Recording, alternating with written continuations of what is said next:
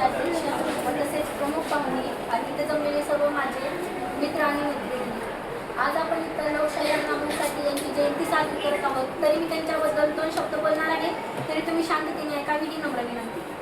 1.5 दिवस शाळा जाऊन ज्यांनी फकीरा ओळखला, फकीरा समजला आणि त्यांच्या हाती होती मशाल, शिक्षणाची मशाल पेटती त्यांच्या हाती, अशा या लोकशाही अण्णाभाऊ यांना माझा सर्वप्रथम मानाचा मुजरा, मानाचा मुजरा, मानाचा मुजरा.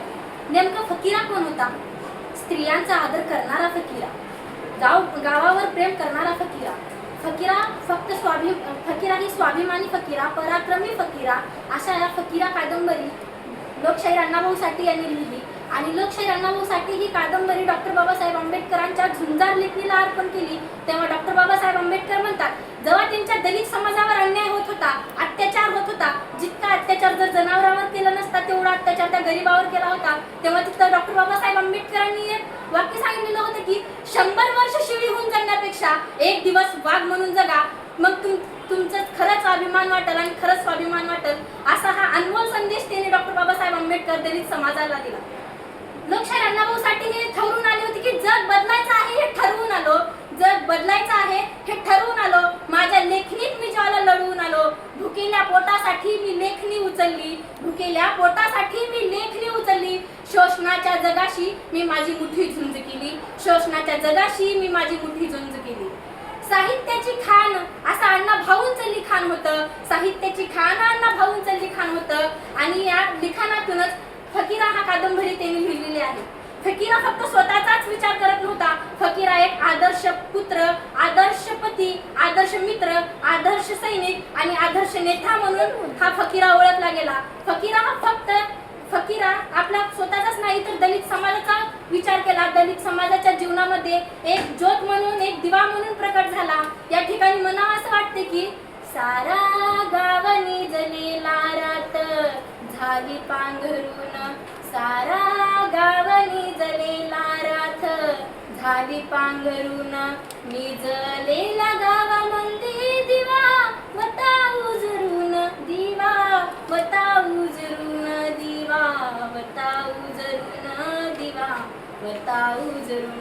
लोक म्हणतात की हे पृथ्वी शेषनागाच्या मस्तकावर आहे, पण अण्णाभाऊ काय म्हणतात, ही पृथ्वी शेषनागाच्या मस्तकावर नसून कष्टकरांच्या तळहातावर आहे. आणि ती गरीब लोक हे आपल्या समाजामध्ये त्यांना अत्याचार होतोय, त्यांना खाण्यासाठी भाकर मिळत नाही, पिण्यासाठी पाणी मिळत नाही, इतका जनावरांसारखा अत्याचार त्यांच्यावर होतो. तेव्हा फकीरा स्वतःचा विचार नाही करत. फकीरा म्हणतो जर माणूस म्हणून जन्माला आला तर त्याच्यासोबत माणुसकीनं व्यवहार करा, माणुसकीनं स्वाभिमानानं राहा, हीच खरा तुमची स्वाभिमान आहे असं फकीरा सांगतो.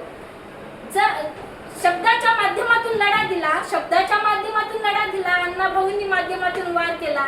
शब्दांच्या माध्यमातून लढा दिला, अण्णाभाऊंनी माध्यमातून वार केला, अण्णाभाऊंनी माध्यमातून वार केला. दलितांच्या जीवनाला एक प्रकाश म्हणून असा आपला हा फकीरा सापडला. असा अनमोल संदेश त्यांनी अण्णाभाऊ यांनी दिले. फकीरा काय म्हणतो, स्वाभिमानानं जगणं हीच खरी माणुसकी आहे असं फकीरा संदेश देतो. आणि आजची जर तरुण पिढी जर ही समाजाची जबाबदारी घेतली तर नक्कीच बदल घडू शकतो. मुलंच काय, जर आपल्या देशातले जर राजकर्ते जर ही जर गोष्ट समजले तर नक्कीच बदल घडवतं असं मला वाटतंय. आणि या जागी असं मला वाटतं की त्यांच्या हाती तूप आलं, त्यांच्या हाती साय, तुझ्या हाती तूप आलं, तुझ्या हाती साय, मग समाजाच काय रगड्या, समाजाच काय, मग समाजाच काय रगड्या, समाजाच काय.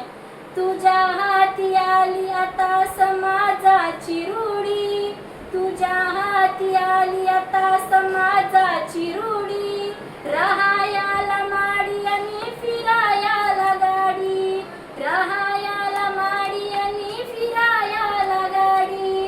तुझ्या हाती आली आता समाजाची रूढी, मग समाजाचं काय, मग समाजाचं काय रगड्या, समाजाचं काय. इतका जरी विचार ह्या देशात जर राजकर्ते जर केले तर पक्कीच बदल असं घडवून येऊ शकतं असं मला वाटतं. आणि जेवढा अण्णाभाऊ यांनी या देशाला फकीरा अर्पण केलाय, ह्याचं महत्त्व इतकंच नाही की अर्पण केलं आणि ठेवून दिले, त्यांचे विचार ती त्याच्यामध्ये लिहिलात. फकीराबद्दल जेवढं तिने काही ते सांगितलंय, त्यांनी समाजाबद्दल त्यांनी लढलेलं जे सांगितलंय तितकं देखील आपण समजून घेतलं तर नक्कीच बदल घडून येईल असं मला वाटतं. आणि मी तो 2 शब्द संपवतो. धन्यवाद.